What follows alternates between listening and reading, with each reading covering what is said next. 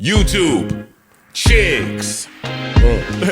Get ready. You know what to do, chicks. Look at Chick Smooth. Hey, Chick Smooth, appreciate all the coverage that you've been doing. I've been watching your shit for a while. I just subscribed to your shit too, bro. Oh boy, here we go, you guys. Things are officially getting weird out here these days. Fat Joe's former hype man has officially hit him with a lawsuit for 20 M's. Now, in this lawsuit, it's some very strange stuff. There's PDF claims, coercion, sex trafficking, and more.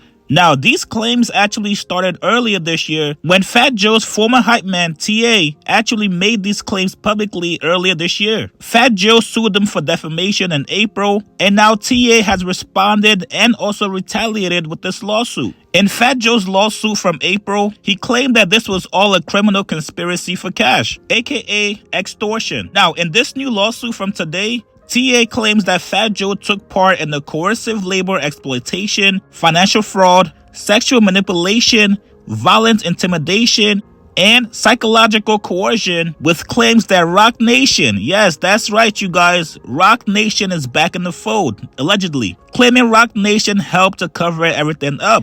And that's not the worst part of this lawsuit, you guys. There's claims of alleged sexual relationship with minors. He claims that he personally witnessed Fat Joe engage in sexual relations with children who were 15 and 16 years old. The lawsuit claims that Fat Joe would do things like pay phone bills, give cash or clothes in exchange for oral sex from a 16-year-old Dominican chick. It also accuses Fat Joe of sleeping with a 15-year-old girl overseas and flying her to the States multiple times. And at some point, Fat Joe actually paid for the girl's BBL, all because her body wasn't quote-unquote fully formed. Now, let me just stop there. Keep in mind, these are all allegations, you guys. There's also claims allegedly that Fat Joe wanted to leave his wife for the Dominican chick. Now, because this lawsuit was made public today, Fat Joe and his lawyer immediately responded. You guys all know Fat Joe has a podcast out with Jadakiss. He also does business with a lot of different companies. And you guys already know all it takes is one allegation, one sexual lawsuit for you to lose everything.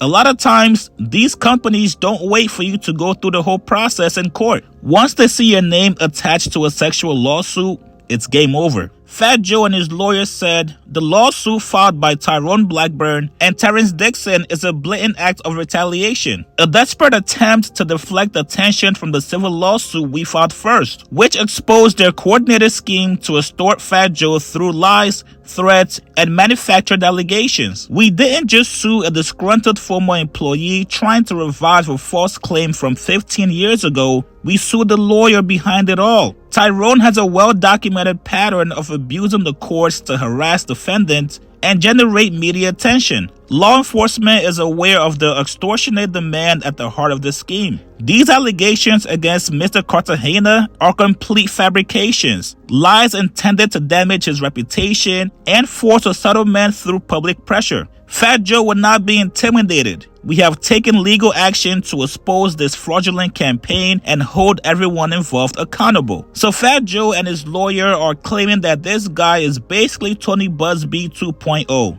All he does is take these headline-chasing lawsuits that are obviously fake and false, all in hopes that the person settles behind the scenes. Fat Joe is not going for the shakedown, and from what it looks like so far, he's continuing business as usual. As a matter of fact, him and Jadakiss just dropped a new episode of his podcast, which actually features Jim Jones. You guys get in the comments below. I will keep you guys updated on this case. Do you guys think somebody is trying to shake down Fat Joe?